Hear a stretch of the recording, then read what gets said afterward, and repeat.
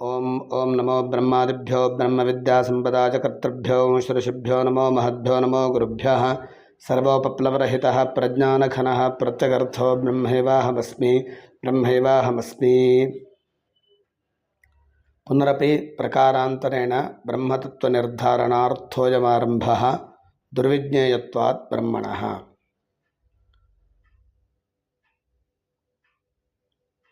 ಬ್ರಹ್ಮವನ್ನು ಅರಿತುಕೊಳ್ಳೋದು ಕಷ್ಟವಾಗಿರೋದರಿಂದ ಹಾಗೂ ಬೇರೊಂದು ಪ್ರಕಾರದಿಂದ ಬ್ರಹ್ಮತತ್ವವನ್ನು ಗೊತ್ತುಪಡಿಸಬೇಕು ಅಂತ ಈ ಎರಡನೆಯ ವಲ್ಲಿ ಆರಂಭವಾಗ್ತಾ ಇದೆ. ಕಾಟಕೋಪನಿಷತ್ತಿನ 2ನೇ ಅಧ್ಯಾಯದ 2ನೇ ವಲ್ಲಿ ಆರಂಭವಾಗ್ತಾ ಇದೆ. ಪುರಮೇಕಾದಶದ್ವಾರ ಮಜಸ್ಯಾ ವಕ್ರಚೇತಸಃ ಅನುಷ್ಠಾಯ ನ ಶೋಚತಿ ವಿಮುಕ್ತಶ್ಚ ವಿಮುಚ್ಯತೆ ಏತದ್ವೈತತ್.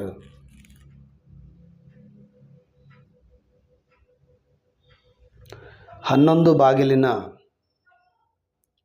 ಪುರವು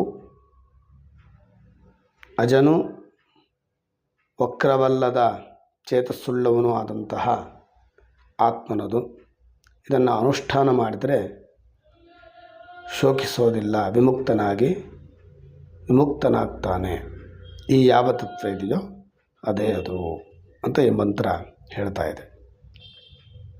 ಅಂದರೆ ಈ ಶರೀರ 11 ಬಾಗಿಲಿನ ಏನು ಈ ಶರೀರ ಇದೆಯೋ ಇದು ಸಾವಿಲ್ಲದೆ ಇರತಕ್ಕಂತಹ ಚೇತನ ಸ್ವರೂಪನಾಗಿರತಕ್ಕಂತಹ ಆತ್ಮನದೇ ಆಗಿದೆ. ಇದನ್ನು ಯಾವಾತ ಅನುಷ್ಠಾನ ಮಾಡ್ತಾನೋ ಅವನು ಮುಕ್ತಿಯನ್ನು ಪಡೆದುಕೊಳ್ತಾನೆ ಅಂತ ಈ ಮಂತ್ರ ಹೇಳ್ತಾ ಇದೆ. ನಮಸ್ಕಾರ.